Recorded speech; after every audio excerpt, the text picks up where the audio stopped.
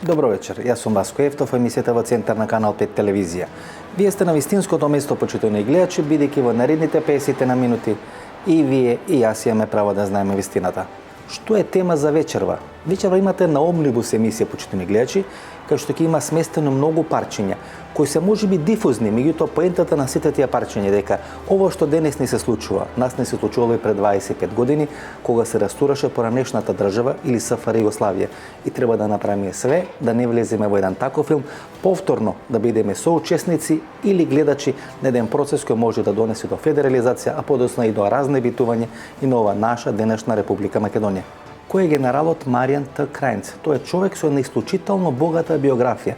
Во процесот на распаѓање на СФР Југославија или пред распаѓањето на СФР Југославија беше најсериозен кандидат и за малку не стана началник на КОС.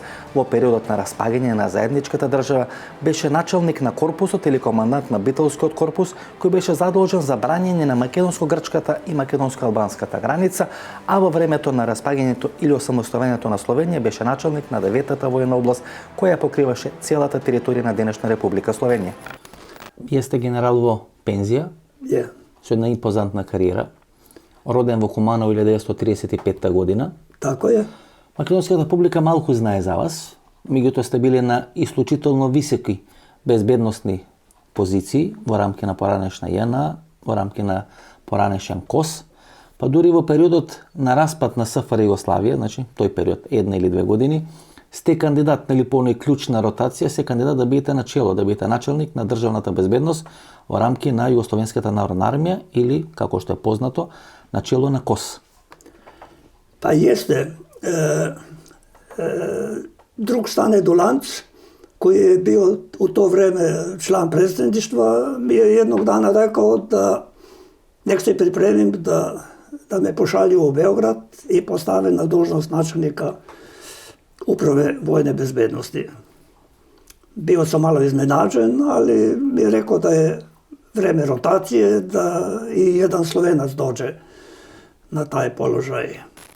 Еден дел од нашата публика се сеќа на филмот Хјустон ние имаме проблем, кој се однесува но на ремек дело, документаристичко ремек дело на режисерот Жига Вирц, кој го отсликува или го објаснува процесот или проблемот на функционирање помеѓу Тито и Кенеди и можноста Јосип Броз Тито да учествува со луѓе од СФР Југославија во проектот Аполо, со кој американците се качуваат на месечината. Господинот Маријан Т. Крајнц или генералот Маријан Т. Крајнц беше еден од главните јунаци или главните ликови од тој документарен проект. In the time of the Cold War, conquering space was a question of politics, technology, and prestige. Yuri Gagarin was sent to space, and the United States had to accept a shameful defeat and the triumph of socialism.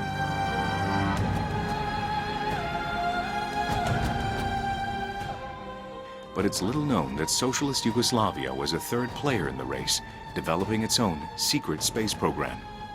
The Yugoslavs made rapid development based on the unknown diaries of Yugoslav space pioneer Herman Potočnik Nordung. His book, The Problem of Space Travel from 1929, served as an inspiration for further development to Wernher von Braun, ex-Nazi, and later the mastermind of the American space program. But there were also other unpublished Potočnik diaries hiding new and unknown brilliant technical ideas. The CIA could not find these documents, but in 1947, the Yugoslav Secret Service, by order of President Tito, did. Бевте еден од главните во наводници глумци во оној филм Хјустон ние имаме проблем, кој некаде пред пола година се емитуваше на HBO и предизвика масовни реакции, посебно на просторот на поранешна СФР Југославија. Во захвало нам е Тито всакому од нас подарил таколе пиштоло. Приказнате дека Јосип Броз Тито и тогашна СФР Југославија имат развиено вселенска програма за југословенска екипа да се качи или на месечината или некаде во вселената и дека таа вселенска програма е продадена на американците на Кенеди. Вие кажувате одредени информации во рамки на тој документарен филм на Жига Вирц. Точно ли е тоа? Бидејќи тоа е фасцинантно, знаете дека Јосип Броз Тито и тогашна Југославија толку напред имат отидено во таа вселенска програма. Имате у виду да е Југославија скоро имала атомска бомба. Атомска бомба, проектот атомске бомбе male snage je bio prekinut zbog toga što je nedostajalo financijskih sredstava.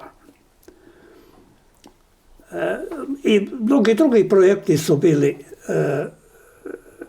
zaustavljeni upravo zbog toga što je falilo novaca. Ja sam recimo upravo u toj knjizi i spomenuo da smo imali čak projekat i stručnjake za satelitski program. Naime, bilo je predloženo da vojna obavještajna služba, ne vojna bezbednost, obavještajna služba i služba državne bezbednosti realiziraju neki francuski satelitski objekat, opremu, znači od rakete pa do samog satelita,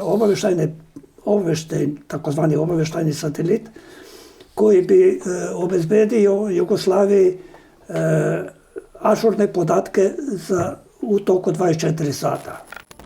In this documentary, we will reveal how Tito built the biggest secret underground space center in Europe. We will reveal how the US's Saturn rockets and Apollo modules were mainly made in Yugoslavia. We will reveal how Tito and his wife Jovanka were regularly visiting NASA premises and monitoring further developments. I'd like to show you the Apollo command and service module. Army Base Object 505 on today's Croatian-Bosnian border still holds the biggest national secret space program. After the Balkan Wars, it was partly destroyed and heavily mined. But underneath the surface, you can still find the untouched remains of the Yugoslavian space program. We will go there and reveal the hidden side of the space race. From Academy Award-nominated director Žiga Virts. Houston, we have a problem. Дори велите дека има околу 20 луѓе кои работеле на тој југословенски програм за ракета која би била испалена или изфрлена во Вселената, тој нуклеарен програм и програм за освојување на Вселената, нели? Дека тие 20 фамилии луѓе се преселили и работат во НАСА. Дека во таа соработка помеѓу Тито и помеѓу Кенеди е договорено околу 20 луѓе кои во Винче работат или не знам на аеродромот во Желјава, дека се заминати во Америка и дека продолжиле со таа работа во Америка. Ja sam bio 80. godine u Željavi. To je zaista fantastičan objekat bio tada i koji su kasnije naši producenti, braća, odnosno familija Virts, uzeli kao osnovu za svoj film o jugoslovenskoj raketnom programu. Pazite, ako smo imali atomske stručnjake, onda morate, i ako smo imali čak i stručnjake za lansiranje satelita, postavljanje raketnog sistema i tako dalje, onda je normalno da smo imali stručnjake da bi mogli realizovati nešto slično što je u tom filmu Houston, we have a problem, što je predviđeno. Američkoj NASA-i Jugoslavija je u ono vreme, da ne kažem pozajmila, nekoliko poznatih stručnjaka u tom smislu. Tako da, što se toga tiče, jedan mali delić, recimo program Apollo je gotovo i jugoslovenski. O tome govori to da je Tito čak i dobio deo sa Meseca. Kamen, delot. Dobro, kamen je dobio, ali dokaz zahvala za ono što se desilo. Па дури беше во посетата на Америка, беше во НАСА, беше примен во НАСА, разговараше со инженерите, разговараше со југословенските инженери кои работеа во НАСА. Radili su. Mnogo toga još nije poznato. Ова е макетата на свемирскиот проект или свемирскиот брод Аполо со кој американците се качија на месечината И таа макета на Загребачкиот велесајм, кој се одржува 1969 година, му беше поклонета на маршалот Јосип Брз Тито. Таа макета тој ја чува тука, во својата резиденција, во своето родно место во Кумровец, во сала за работни состаноци и одредени свечени приеми. Тоа нас, почитувани гледачи, навраќа на оној документарно игран филм на Жига Вирц, Хјустон, ние имаме проблем, кој минатата година се емитуваше на HBO и предизвика огромен интерес не само на просторот на поранешна СФР Југославија, туку широм светот.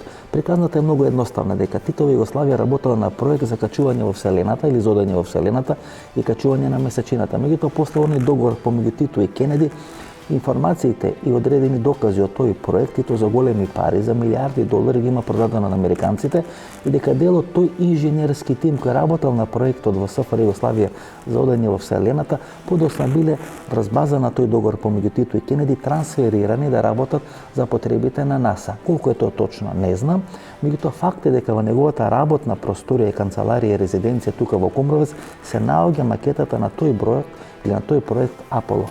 Тито работел на проект за освојување на Вселената. Тоа делува поприлично мокно.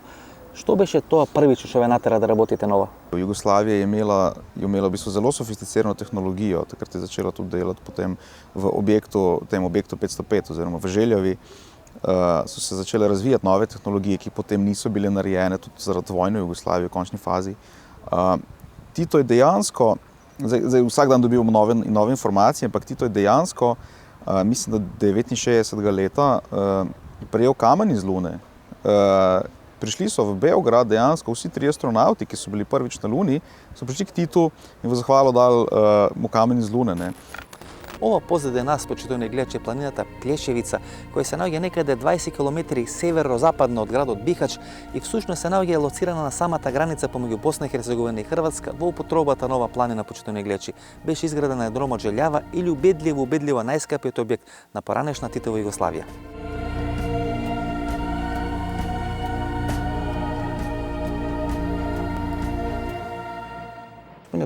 Значи, пред почетокот на војната на просторот на поранешна Југославија, вие сте еден од помошниците на командантот на тој аеродром во Желјава. Upravo ste. Ja sam bio pomoćnik komandanta na aerodromu Željava pred sam rat i uoči rata. Изградбата на овој аеродром во Желјава трае некаде 20 години, помеѓу 48 и 68 година.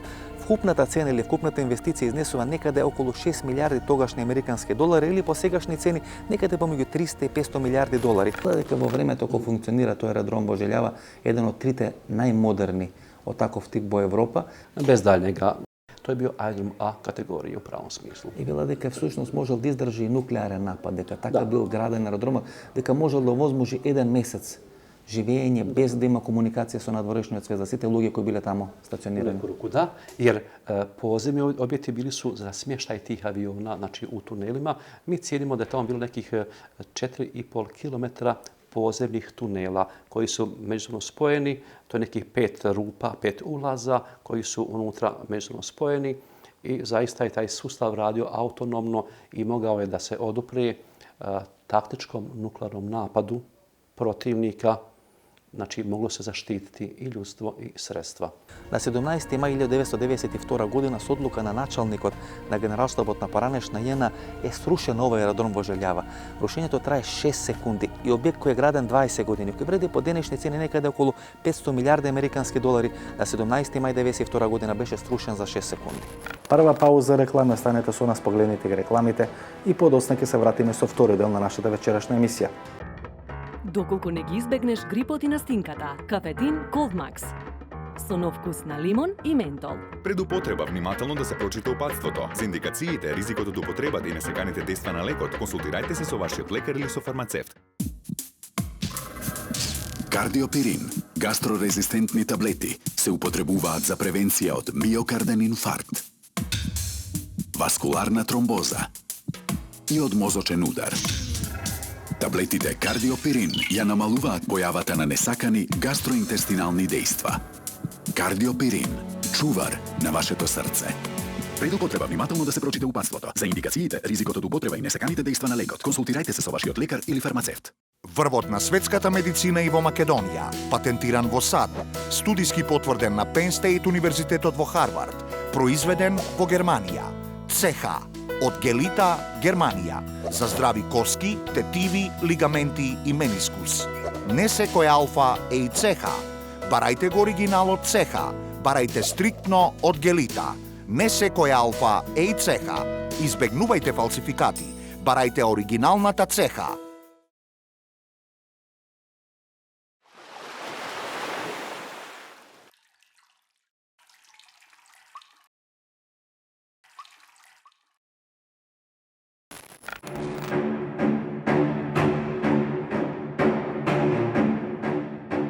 Како генералот Маријан Т. Крајнц не стана началник на КОС и на крај завршил во Битола, стана командант на Битолскиот корпус и како таа функција во процесот на распаѓање на СФР Југославија учествува во процесите на одбрана на Република Македонија од евентуални напади од Грција и евентуално закајни од територијата на Република Албанија. И кога доаѓате во Битола, која година? У Битолу сум дошол 89 године. Добро, во Битола вие бевте една година, тоа 89 година. Битоли сум бил годину дана на генералском положају. Добро, имаше ли се извино, имаше ли тогаш, пошто Битола е на прва борбена линија кон Грција, кон соседна Грција, вие знаете нели за тие проблеми помеѓу Македонија и Грција, дали додека бевте во Битола, имаше одредени индикации дека е возможно Грција да го искористи распадот на СФР Југославија и да заземе еден дел на Македонија? Ратни планови има тадашни корпус, не бих хотел да вам говорим, jer to je još uvek tajna, o tome ne govorimo. Ali mogu vam reći da smo bili spremni u korpusu mnogo više prema Albaniji nego prema Grčkoj. Очекувате повеќе дека се поголеми шансите за напад од Албанија отколку од Грција? Jer se očekivalo da će se situacija na Kosovu pogoršati. Ja sam čak imao neke nagoveštaje da budem komandant korpusa na Kosovu.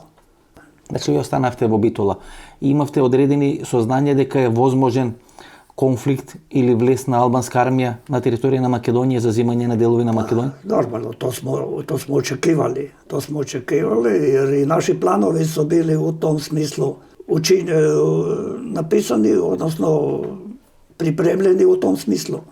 I jedinice smo tako pripremali. Više prema Makedoniji, prema Albaniji nego prema Grčkoj. Добро, со Албанија, кои делови ја интересира Албанија од Македонија? До каде, според нивните планови, требаше да биде влезено албански воено на територијата на Македонија? До каде? Албанска чизма би влегла? Па, činilo se mi da je uglavnom bila ta komunikacija Ohrid-Tetovo. Таа линија? Ta linija u prvom planu. Значи не Скопје, туку таа линија Тетово-Охрид или ние таа линија што нарекоме Групчин-Подмолје, која беше линија на разграничување помеѓу бугарската фашистичка власт во Македонија и балистичката власт, односно италијанската власт во периодот на Втората светска војна. Таа е таа линија. Ja, to je ta linija. To je ta linija. Ова за што сега говориме, тоа е 90, 91, 92 година и тие сериозни закани и потенцијални опасности од територијата на Република Албанија да биде нападната територијата на Република Македонија или тој проект Илирида. Тоа прашање го отворивме во интервјуто со господинот Кецковски некаде пред 4 недели. Тој беше најблизок соработник на поранешен македонски претседател Борис Трајковски и во тој интервју ние го отвараме прашањето за тие тајни планови и тајни списоци кои беа подложка на тој проект Илирида, кај што самите албанци признава дека на територијата на Република Македонијата 91-92 година живеат за околу 200.000 албанци, од таа бројка која сега сака да ја наметнат како број на луѓе кои живеат во Република Македонија.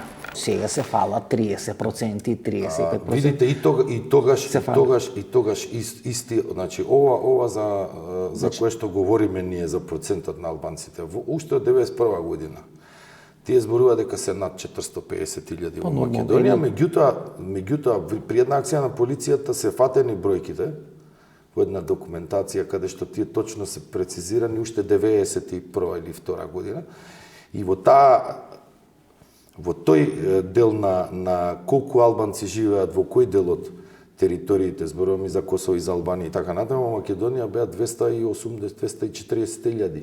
240.000. Да, 243.000. Зборувам сега за нивни документи. Значи полициска акција која што фаќа Да, тоа албански е уште во времето на прогласување на Илирида, ви зборувам се.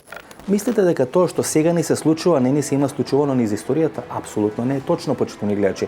Сите ние се сеќаваме, ние што се барем малку повозрасни или малку подолго кои паметиме, дека 90-та, 91-та, 92 година тоа што денес го прават одметнатите структури на ЦИА, тајните служби на Велика Британија, тајните служби на Германија го прави исто така 90-та, 91-та, 92 година во процесот на растурање на поранешна СФР Југославија.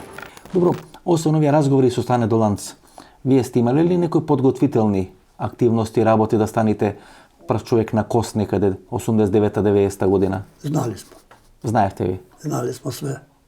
Јас сам генералски испит полагал на тему сукоп ниског интензитета. Тоа е америчка војна доктрина, додуше позната под различитим другим још називима, али у суштини у суштини Југославија разбиена управо по тој доктрини. Америчка обавештајна служба, ЦИА е пред тога, пред самог разбијање имала тајни план како разбити Југославија. Амерички амбасадор Цимерман е о томе и јавно говорио. Лако могу вам речи да су наши органи, тоа е више мање веќе познато, то нисам само ја написал, него и мои колеги у Белграду из Управе безбедности установили су постојање тог плана и заправо и плана и извештајаци како разбити Југославија. По тој америчкој доктрини, обавештајне службе, немачке, Америке и посебно немачке, свим снагама настојале да поддржи те унутрешне снаге на разни начини. Јас сам конкретно за Словенију установио да е немачка БНД, немачка Бундеснахрихтендинст, да е имала у Словенији 11 агената у врху власти кои су радили по инструкцијама немачке служби.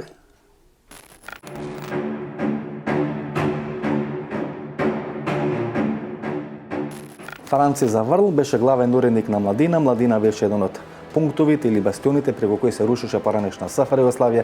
Еве во интервјуто со Франци Заврл пред 2 години, како што самиот тој признал дека бил еден од соработниците на поранешниот американски амбасадор во СФР Југославија, господинот Ворен Цимерман. Кога ги гледаме тие интервјуа на Аца Василјевиќ, кој тогаш беше прв човек на КОС, тогаш тој не остава простор за сомневање дека дел на странски служби и помагале на Младина, дека Јанес Јанша бил соработник на германските служби, дека всушност била одбрана Младина за растурање на таа Југославија. Ја мислам да људима као што е Василевиќ не треба веруват ни мало. Они су радили као манипулатори, они су се тиме професионално бавили, па су то радили и после и давали те интервјуја и така дале. Тоа е принципијално мој став. Ја људима не дајам кредибилитет кои су некад манипулирали и то радили. Што не значи да Младина nije tesno sarađivala, na primjer, sa američkim, recimo, zvaničnicima. Ja sam lično bio na dosta tih večera i ručaka. Bio sam u Beču kod Cimermana, koji je bio veleposlanik, ambasador. I normalno imali smo kontakte sa atašejima i tako dalje. I danas se tako radi, da se u kriznim žarištima ili tamo gde se promjene vrše uvek neke strateške igre igraju. Znači, bilo je igara, bilo je i tih kontakata, samo nemojmo Aci Василевичу превише веровати. И како вели самиот господин Заврл, и денес исто се согласувам. И денес странските служби, посебно западните служби, посебно службите или чадорот во рамки на Република Македонија, работат со новинарите, работат со медиумите и преку медиумите реализираат својата стратегија. Да не заборавам, почитувани гледачи, по завршувањето на неговата новинарска кариера, господинот Заврл ја формира маркетиншката агенција Пристап на територијата на Република Словенија. Стана збор за истата маркетиншка агенција која некаде пред 8 години, кога Бранко Црвенковски е председател на Република Македонија, е изработува стратегијата Надеж. Сите кои се разбираат во политика сметат со право дека стратегијата Надеж е претходница на се она што последните 2 години се случуваше во Република Македонија. Например, јас имам интервју со Франци Заврл, кој беше прв човек на младина, некаде пред 2 години, и тој категорично кажува да, имале соработка со ЦИЕ, имале соработка со Цимерман, имале неколку средби, не само во Белград, туку и во Австрија, и дека тамо добивале и пари и добивале инструкции како да работат на тоа растурање. Знаете, тоа и сега се случува во дел од балканските држави. Моделот е исти. Само тоа е само еден случај, знам за тога. Мене е више интересувало нешто друго. Заврл е бил уредник Младине тада. Да. Јас сум открил нешто друго. Да е источно-немачки агент Рулман имал добре контакте со Младином, уредништво Младине, односно преко Младине со едним нашим полковником, за кога смо вршли обраду, jer smo dobili podatak da radi za Sovjetsku vojno-obavještajnu službu. Сакам тука да ја прашам, гледате. Значи, Младина nije samo bila neki punkt neke od službe, nego je bila i punkt, verovatno i neke zapadne službe, nego je bila i punkt ruske službe, je taj Rulman u stvari nije bio samo istočno-njemački agent Stasija, nego je bio zapravo sovjetski agent tada. Добро, можеме ли таа руска улога, знаете, ние постојано говориме БНД, говориме ЦИА, тоа ќе се вратиме подоцна. Меѓутоа, сите го занемаруваме фактот на учество на Советскиот сојуз, на руските служби во процесот на растурање на Југославија. Значи, дел од овие истраги кои се прават за косовската емиграција, за овие УЧК структури, велат дека имат многу интересни линкови кај што тие луѓе многу зачестено, и овој Шатри, и Хадри, и Халитај, многу зачестено имат комуникација со руски безбедносни структури, а дел од нив и многу често патуваат во Москва. Од друга страна, во хрватската емиграција, исто силно инкорпорирани руски тајни служби, па најголем дел, да речеме, од овие хрватски тајкуни кои направија пари, посебно со нафта, и синовите на Јосип Броз Тито, и на Мика Шпилјак, и на господинот Штрок, тој Вања Штрок, кој е еден од најголемите хрватски тајкуни сега, најголем дел од парите ги прават во Москва и во таа трговија и комуникација помеѓу Москва и помеѓу поранешна СФР Југославија. Дури велат дека преку Хрватска многу повеќе делувала Москва на растурање на Југославија, отколку, не знам, ЦИА или некои други прозападни служби. Мислим да е битније оно што смо знали, а то су, речимо, планови руских снага да изврше десант на Косово. На Косово? Recimo, imali smo saznanje da bi dve padobranske divizije, mi smo imali pripremljene planove za odbranu na Kosovu, da bi sa dve padobranske divizije, ruske, sovjetske, jednostavno zauzeli Kosovo. Šta bi to značilo? Da li je to sad povezano sa Albanijom ili nije, to je sad drugo pitanje, jel? Ali, recimo, za takve planove za koje smo služba vojna saznala, mi smo morali na veliku brzinu prigrupirati snage. Ojačati, recimo, snage na Kosovo, pripremiti drugčiji nacrt odbrane i tako dalje, i tako dalje. Значи, ова се сериозни сознања дека русите сакале да извршат интервенција на Косово? Planovi su bili pripremljeni. Bez obzira koliko je bilo prijateljskih odnosa, kasnije upravo posjeta generala Kadejevića 1991. kod Jazova, odnosno Gorbačova u Sovjetskom savezu da dobije podršku za vojni udar u Jugoslaviji, nije se realizovao, nisu pristali. Jazov je doduše pristao, Gorbačov je bio protiv toga. I zbog toga mi smo imali pripremljene nacrte za vojni udar u Jugoslaviji, privremeno preuzimanje vlasti i tako dalje. I po mom mišljenju, ja sam to javno i napisao i rekao, time bi sprečili sve te ratove koji su se desili u Jugoslaviji. Например, Бранко Мамула, jaz pred 10 godini mislim Branko Mamula je, dok je on bio načelnik, odnosno stavljeni sekretar, mi smo to i pripremali. So Branko Mamula? Mi smo te planove pripremali i on je u svojoj knjizi Slučaj Jugoslavije to i napisao. Вие бевте вклучени во подготовка на тие планове? Tako da vam ništa novo nisam rekao. Да, вие бевте вклучени во подготовка на тие планове? Pa sigurno. Svi smo na tome radili. Svaki je uradio svoj deo. Ja sam svoj deo obavio u Zagrebu. Jer je tada bila intencija da o pripremama za državni udar ne postoje nikakvi pisni planovi. Odnosno, jedan plan, 3 plana su postojala. Jedan je postojao u Beogradu, jedan u Zagrebu, jedan u Skoplju. Sve je bilo bez papira. Sve je bilo dogovoreno jer smo se plašili da nam ili prisluškivanjem ili na drugi način ne saznaju šta je planirano.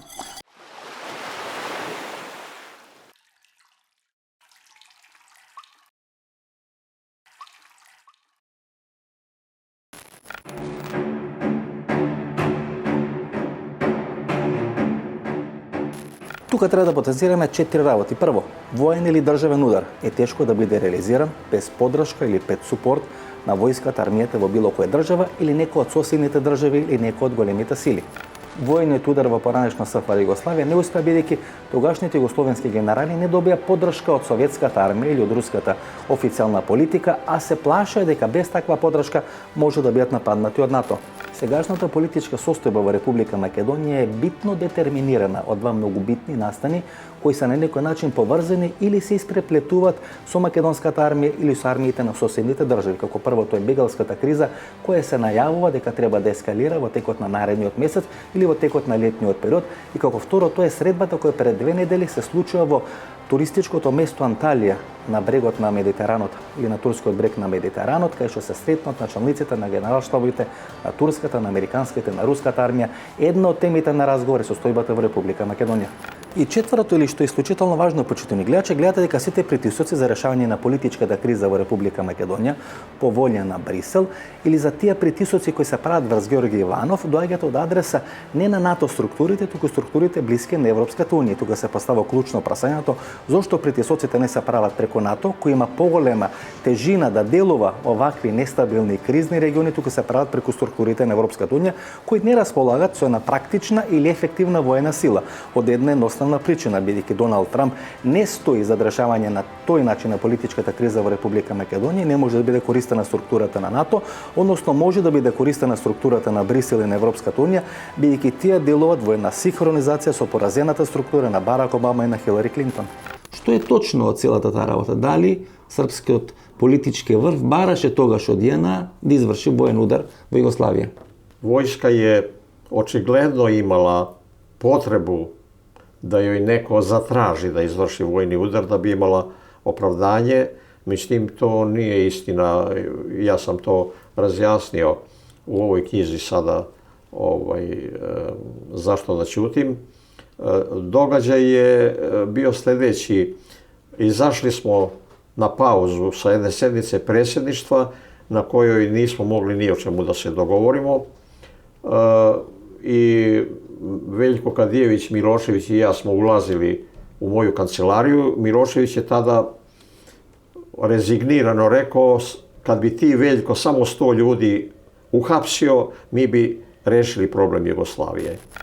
Она стратегија на ЦИА и на американците за контролирани судири и сукоби со кои всушност, како што велите, отпочнат процесот на растурење на СФР Југославија, гледате ли елементи на таа стратегија на ЦИА сега за контролирани судири во овие држави кои настанаа по распадот на поранешна СФР Југославија? Morao bi vam pokazati svoj generalski rad gde sam tačno razradio šta koje snage rade. Naime, po toj doktrini niskog intenziteta u kome se izbjegavaju oružani sukobi, težište je upravo na psihološkom ratu, na manjim diverzijama, na takozvanom sad već ga zovu hibridnom ratovanju i tako dalje i tako dalje. Znači ove nevladine organizacije koje сега са или aktivni, aktuelni? Bitno je razbijanje recimo sistema veza. Гледате како циклично на некои 5 или 10 години тие кризни ситуации се повторуваат на Балканот и денес Република Македонија наликува на Казабланка некаде пред 60 или 70 години, како што Казабланка или Цариград некаде пред 70 години функционира во текот на Втората светска војна, кај што на едно место се сконцентрирани агенти на сите можни и мокни разузнавачки служби од регионот и од целиот свет. На крајот и ви се исполни сонот Македонија да биде Казабланка. Во вистинска смисла на зборот. Васко, многу дуго се знамо као пријатели, чак неколико пута смо били у озбилним конфликтима, у питањима која сам ми поставljao, али мораш да признаш да данас и Македонија центар свих обавештених служби читавог света и да се данас одатле води можда една од одлучујуćih политика šta će biti sa vladom Amerike, a možda i sa sudbinom mnogih drugih zemalja u svetu.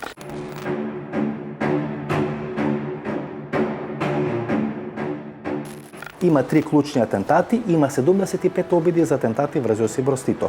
Всушност, сите тие атентати во една книга ги има одработено или ги има презентирано на нашиот вечерашен гостин, генералот Маријан Такрајнц. Имате напишано 11 книги, сте генерал во пензија, сте понанајшен кандидат да бидете началник на КОС и знаете многу работи. Ова ваша книга, која е посветена на Јосип Брз Тито, кај што велите дека околу 75 обиди за атентати или за преврати во времето на Тито се направени на просторот на поранешна СФР Југославија. Тоа е огромна бројка. 75 обиди за атентати или за преврати насочени против Јосип Брз Тито. Точна ли е таа бројка? Mi smo kao jedan od osnovnih zadataka imali očuvanje Tita kao svog vrhovnog komadanta normalno, a ujedno i kao simbola Jugoslavije. U tome smo bili u pravu jer smo blagovremeno i predviđali da će se nakon njegove smrti desiti ono što se desilo. Zbog toga što nam Sovjetski savez u odlučnom momentu nije pružio podršku, Jugoslavija je bila razbijena kako se i desilo. Da smo dobili tu podršku i da je izvršen vojni udar u Jugoslaviji, privremeno preuzimanje vlasti, možda godinu dana, da se strasti među republikama srede, umire, u Jugoslaviji se ne bi desilo ovo što se desilo. Добро, се извинам, зошто русите не сакаа да помогнат на Југославија? Не можеа, немаа сила или сакаа да се распадне Југославија? Znate, ja sumnjam da su Rusi bez obzira, Sovjetski savez tada, zbog Titovog otpora za vreme rezolucije Informbiroja, da mu to nikako nisu oprostile. Ja sam čak ustanovio da su i svi atentati na Tita koji su bili sa ruske strane planirani, A2 je izvršena, ona je u Beogradu i ona je u Dubrovniku, da su bili upereni ne samo protiv Tita, nego i protiv Jugoslavije. U geostrateškom smislu je to sasvim izvesno i tačno. Rusi su tražili izlaz na Sredozemno море. След смъртта на Сталин, отношенията до този момент са много влошени между Тито и между Сталин. Сталин прави около 7 опита да убие Тито. Опити за атентат. Два от опитите са с агенти негови, съветски агенти, които единият е на заместник началник на службите за сигурност. И след като Сталин умира, всички действия срещу Тито отпадат, за да бъде убит. 7 опита за атентатно прави. Дори Тито му отговаря, след като някой от тях ги разстрелва, той ги хваща в службите за сигурност, които са съветска агентура, и му праща едно писмо, че той само един опит за атентат ще направи на Сталин и той ще бъде успешен. До такава степен, нали, просто съотношенията. Така. От тия 3 обиди за атентати врз Тито, 2 се со руски ракопис, со руски луѓе. Едниот е станал збор за црногорски официри во поранешна JNA и он е обид за атентат со трамвај кој требал директно да оди на колата и на колоната кај што е маршалот Јосип Броз Тито. И вториот обид за атентат е во Дубровник 1950 година, кај што исто така човек на руските служби, Бошко Рудич, се обидува да изврши атентат врз Јосип Броз Тито. Ако и генерал Милан Žeželj bio sovjetski agent koji je bio određen sa strane političkog, partijskog rukovodstva da bude Titov adjutant, ako je on bio sovjetski agent, a jedno vreme je i vodio obezbeđenje Tita, onda se ne treba čuditi da su pojedini adjutanti Titovi, kao što je major Rudić ili još neki drugi, bili sovjetski agenti. Бранко Рудич. Бранко Рудич. Кој е овој Бранко Рудич? Човекот кој сака да изврши атентат врз Јосип Броз Тито, Дубровник 1950 година. Кој е точно и кој е де факто Бранко Рудич? Taj Rudić ispalio 3 hica u Tita. U nameri da ga ubije, normalno. Тој е дел од неговото лично обезбедување. On je bio kao adjutant i normalno da je imao pristup do Tita. Tito je tog dana, pošto je saznao, pošto su mi služba bezbednosti nagovestila da se može nešto tako desiti, on je navodno obukao pancirnu košulju. И вториот обид за атентат е со оној трамвај кој директно оди на маршалот и колоната. To je u Beogradu bilo. И тоа се руски ракописи, се вели дека се руски. To u Beogradu je navodno dokumentovano da se to desilo. Решавањето на политички проблеми преку форма на атентати не е нешто што е непознато на Балканот. Тоа се случи можеби со Киро Глигоров, се случи со Борис Рајковски, се случи со Зоран Џинџич. Дали постои опасност тоа да се случи со Ѓорги Иванов? Дали очекувате сегашната политичка криза да се реши со атентат врз Ѓорги Иванов? Можна е таква опција. На крај, сите тие доказни материјали за одредени контраверзни случувања во минатото или за тие атентати кои треба се реализират или биле реализирани склучни фигури на Балканот и во нашиот регион, на крај сите тие доказни материјали најчесто завршуваат во одредена печка кај што се запалуваат. Видите дека сите тие архиви, материјали околу обидите за атентат врз Тито, обидите за преврат во поранешна СФР Југославија, дека биле во кабинетот на началникот на КОС или како ве велите во еден шкаф, кај што имал допир само тој, кај што едва еден или двајца од највисокиот врв на поранешна СФР Југославија, и дека после растурањето на СФР Југославија тие документи исчезнуваат, шкафот исчезнува на одредена непозната адреса. Prilikom svakog prevrata, odnosno pre početka nekog prevrata, neke radnje, gde se radi o sudbini države ili vojske i tako dalje, obično se dešava da se pale dokumenti, uništavaju dokumenti. Tako da u arhivima, državnim arhivima, glavnih dokumenata skoro nigde nema. To nije samo slučaj za Jugoslaviju, to je u svim zemljama. Ja se sećam, kad sam ja završavao svoj mandat, odnosno kada smo ukinuli 9. armiju, ja sam morao od komandanta armije, generala Višnića, lično preuzeti sve njegove dokumente koje je imao u kasi i u njegovom prisustvu spaliti. Samo jedan vojnik je bio koji je njegova dokumenta, lične stvari koje je imao u kasi, beležnice pre svega. 2 sata smo čekali da je печ што прогутала, a imao je dosta tih dokumenata. По рекламите на ваше барење, почитувани гледачи, ќе може да проследите ексклузивна репортажа за Титовиот подземен град, или тој град кој е изграден во босанското градче Конис на обалата на реката Неретва. Во случај на нуклеарна војна, тамо требаше да биде стациониран штабот на Југословенската народна армија и командното место на Јосип Броз Тито. Станува збор за еден ексклузивен објект кој е изграден 200 метри под земја и кој изминатите 30 години му пркоси на забот на времето. Значи, после рекламите, ексклузивна репортажа за Титовиот подземен град или нешто што вие го баравте изминатите 6 години. Малпигија маргината, или позната како ацерола, исклучително богата со природен витамин С и потекнува од Барбадос. Сега ацеролата е достапна за сите. 100% природен витамин С.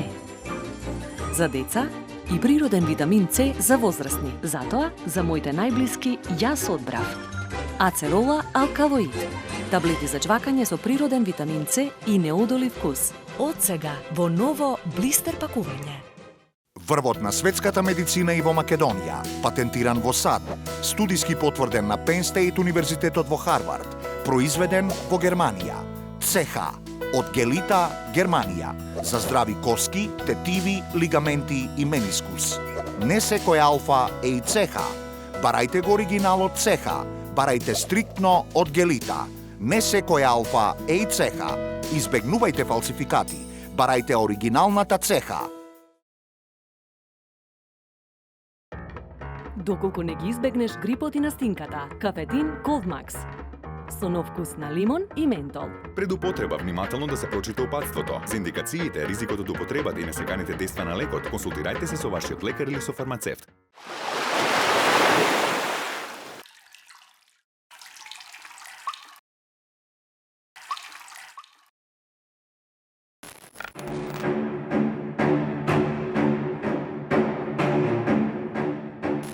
Мајан Крайнц има напишено книгата Бункерите на Јосип Броз Тито. Во рамки на таа книга посебно е апострофирано тоа место во Кониц или Титовиот подземен град, кај што во случај на нуклеарна војна требаше да биде командата на Југословенската народна армија и командата на Јосип Броз Тито. Во вашата книга третирате прашањето на овие атомски засолништа кои беа градени на просторот на поранешна СФР, кај што во случај на атомска војна би требало да се крие Тито и државното раководство. Еден од тие објекти е отворен во Кониц, во Босна и Херцеговина. Меѓутоа, велите дека имало неколку такви атомски објекти кои требало да го заштитат Тито и потесното југословенско раководство во случај на нуклеарна војна. Кај се наоѓале тие објекти? Има ли во Македонија таков објект? Јас сум написал книга од Титови атомски бункери. Нормално највише их е било у Босни. Босна е у војно-стратегиском смислу бил тај ступ одбрана Југославија и 60% војна индустрија е било лоцирано у Босни и Херцеговини.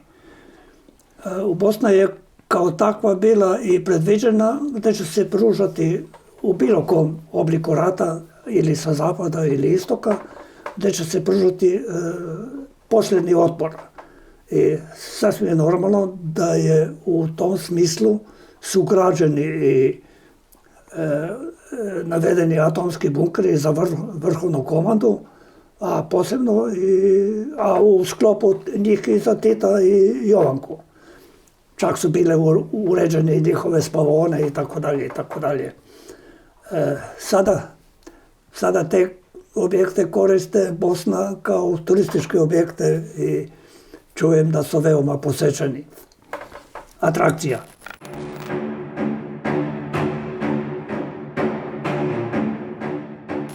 На ваше барење, почитувани гледачи, ексклузивната репортажа за Титовиот подземен град или подземниот град кој на 200 метри длабочина е реализиран и изграден во босанскиот град Кониц на самата обала на реката Неретва.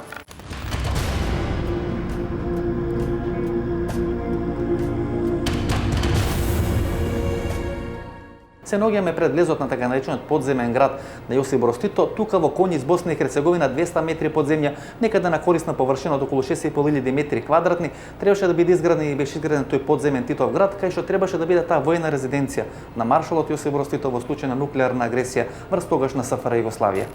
Што е ова што сега го гледаме? Mi smo ušli u blok 10 dizel električnu centralu preko koga objekat dobija napajanje električnom energijom. Sada se objekat napaja gradske mreže. U slučaju da gradska mreža bude porušena ili nestane struje, on ima svoje agregate. Znači može sam da proizvede koji sad da isceniramo nestanak gradske mreže, on će automatski agregat da se za 18 sekundi startuje i objekat dobiva normalno napajanje. Znači ovde se agregatite, a ovo su dvije cisterne po 25 tona ili 1000 litara koje napajaju agregat salu. A sad ćemo obići... Znači ovde u ove cisterni vo sekundnik može da se stava 25 toni dizel goriva. Jeste. U jednoj, znači 50 tona ukupno.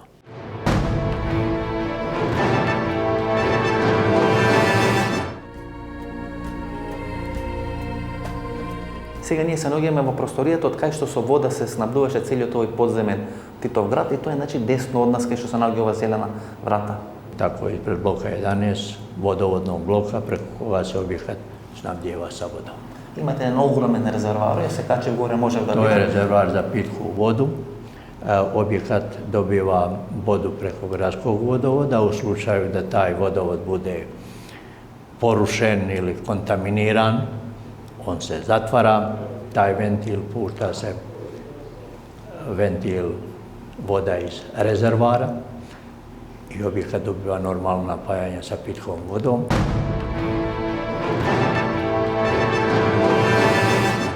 Во моментот, почитувани гледачи, ние се наоѓаме во така наречената конгресна сала во овој подземен Титов град или салата кај што би се одржувале тие пресконференции, тие советувања во случајот на војна на просторот на поранешна СФР Југославија и во моментот кога во овој подземен Титов град би се наоѓале маршалот Јосип Броз Тито и структурите на ЈНА. Ние се наоѓаме во овој момент некаде 202 метри под земја. Значи ова е таа штабна сала или салата каде што во случај на војна кога тука би престојал Тито и колективното презателство на СФР Југославија, војната команда, би се одржувале тие состаноци кај што би се носеле клучните одлуки, тука би требало да биде столот на маршалот Јосип Броз Тито. Tako je.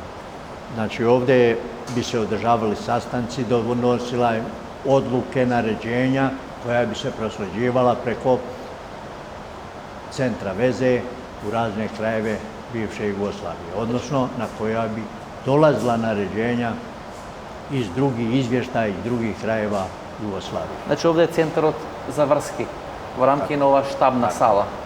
Овој подземен Титов град, почитувани гледачи, како времето да е застанато. Тоалетната хартија е произведена 79 година и денес се уште не отпакована. Сликите на Тито се уште не се симнати од зидовите на овој подземен Титов град. Објектот се наоѓа 200 метри под земја, а тамо нема 1 грам прашина и 1 капка влага. Колку сме сега под земја? Mi smo sad 150 metara ispod zemlje, a tojka i pogrivka iznad nas. Znači šta bi ga moglo uništiti? Ništa. 150 метри над нас изема земја и ние сме под земја 150 метри. Ако сме 150 метри под земја, господине полковниче, како е возможно да нема ниту малку влага овде во овој објект, да нема ниту една капка кондензација и да можеме нормално да функционираме без струнка на влага, без струнка на лош воздух? To obezbeđuje njegov režim rada. Uvijek mora da bude temperatura 21 stepen. Znači 21 stepen. 21 stepen i vlažnost zraka od 65 do 70.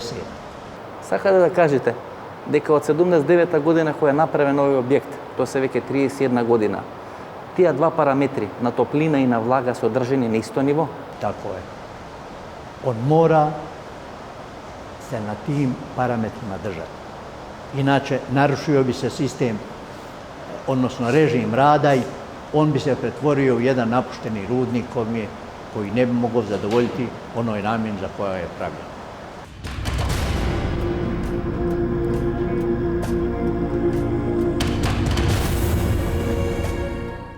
се наоѓаме на влезот на подземната резиденција на маршалот Јосип Броз Тито, тука во подземниот Титов град. Ова е така наречениот блок 8, кај што се наоѓа резиденциите на маршалот Јосип Броз Тито, на неговата сопруга, иначе новите на председателството на СФР Југославија и на армискиот врв на тогашната JNA. Каде влеговме сега, господине полковниче?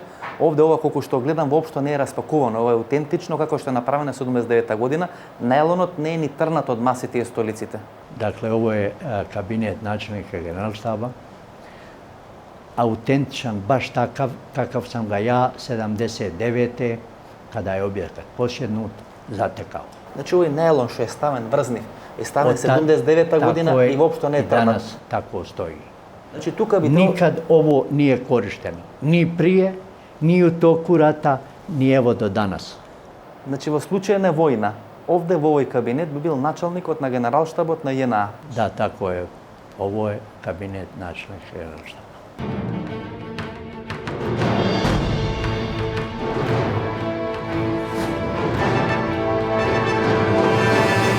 Господине полковниче, колку години е граден овој објект? Objekat, izgradnja ovog objekta je početa marta 53. Djelimično završen septembra 79. Ако воопшто имате измерено, колку всушност во метри има ходници во овој објект затворен Титов град, бидејќи нас ни треба некаде околу 45 минути да направиме само една површинска обиколка на целиот овој простор. Površine je 6584 kvadratna metra korisnog prostora i može da primi 350 ljudi sa posadom. Иако за тие работи не се говори, ако не е тајна, колку пари се потрошени на изградба на овој објект? Po projektnoj dokumentaciji koja postoji, to je treća investicija bivše JNA, u čiju je izgradnju uloženo 4 milijarde 480 miliona dolara. 4,5 милиарди долари. Полковниче, тоа што мене ме интересира, ова е направено пред 31 година. Пуштено во функција пред 31 година. Теписонот и тапетите воопшто не се поместени како да се вчера ставени. Воопшто нема ни трунка прашина врз масите. Како се одржува еден ваков објект на неколку хектари, кај што требаше да живее Тито и неограничен број на луѓе во случај на војна на просторот на поранешна СФР Југославија? Evo, 202 metra smo pod zemljom, 280 metara je pokrivka iznad zemlje.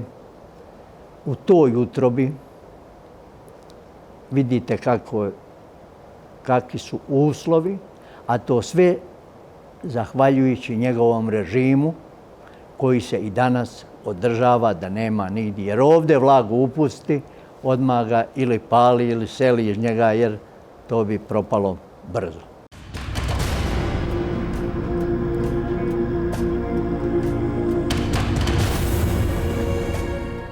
Значи, полковниче, во оваа канцеларија, во оваа просторија, како најстрога државна тајна, се чуваат тие војни планови во случај на напад или агресија на СФР Југославија. Значи, тука во овој ормар беше таа каса која се отвараше со посебна шифра и тука беа чувани тие војни или оперативни планови на JNA и на Југославија во случај на агресија врз неа. U ovoj prostoriji je čuvan ratni plan štaba Vrhovne komande bivše Jugoslavije, Sutjeska 1 i 2, evo vidite njihovih pečata. I 23. aprila po naređenju iz Beograda sa komandantom objekta iznijeli smo i spalili ih, da ne bi pali u ruke kome ne treba. Значи на 22 и 23 април 92 се запалени тие војни планови. Тако е. На војната команда. Тако е. Се нарекува Сутјеска 1 и Сутјеска 2. Sutjeska 1 i 2, tako je naziv bilo tih planova. И тука, значи, се чува во таа каса? U ovoj kasi ovdje. И печатирани? Tako je. Значи, печатот е на 22 април искршен и плановите се запалени. Tako je. Ako je nešto trebalo mijenjati, iz Beograda vozilo pod pratnjom policije, uzimali planove, nosili gore, mijenjali, vraćali. Ovaj pečat narušiti prije rata, bolje ti je što hitnije neretvi, utapljaj se da te ne fataju. Почитувани гледачи, ние полека ќе почнеме да влагаме во објектот, односно во делот кај што требаше да биде кабинетот на маршалот Јосип Брз Тито и делот кај што тој требаше да живее тука во овој подземен град, се наоѓаме некаде на 170 метри подземја. Тука лево од нас беше приемниот кабинет, тука е местото кај што се наоѓаше неговиот шеф на кабинет и таму се спалните соби на маршалот Јосип Брз Тито. Господине Грабовица, колку што можам да видам, ние се наоѓаме сега во тој подземен дел на овој подземен град, кај што се наоѓаат тие работни и спиечки простори на маршалот Јосип Брз Тито, односно неговиот кабинет и неговите спални соби. Da, ali prije toga moram reći da je blok 8 objekat u objektu. On ima sve svoje zasebno, svoju klimu, svoje, znači sve ono tamo može da otkaže, da padne, ali ovo ne smije. Значи, ова е блокот 8, кај што требаше да биде резиденцијалниот и работниот дел на кабинетот на маршалот Тито. Tako je. Znači, mi smo sad momentalno u podzemnoj rezidenciji predsjednika države, u njegovom radnom kabinetu. Според денешни стандарди, овој простор кај што требаше да биде тој работен кабинет и спалните соби на маршалот Јосип Брз Тито одговараат некаде на просечен 4-собен стан. Tako je. Ništa više. Полковнич имаше многу градови кои го носи името на Тито во просторот на поранешна СФР Југославија. Титоград, Тито Вегас, Титова Кореници и така натаму. И тоа претпоставам дека кој беше првиот подземен град на маршалот Јосип Брз Тито или неговата прва подземна резиденција на просторот на поранешна Југославија. Mi smo ga zvali iz milja Titov podzemni grad. Интересно е каква е чинена атомска бомба беше во состојба да издржи овој подземен град на Јосип Брз Тито. Korisnika štiti od nuklearnog udara 20 kilotona, a znamo da je na Hirošimu, Nagasaki bačene bombe od po nekoliko kilotona. Значи некаде 10 пати поголема сила на атомска бомба беше во состојба да издржи овој објект отколку што беше силата на атомската бомба фрлена во Хирошима и Нагасаки. Tako je.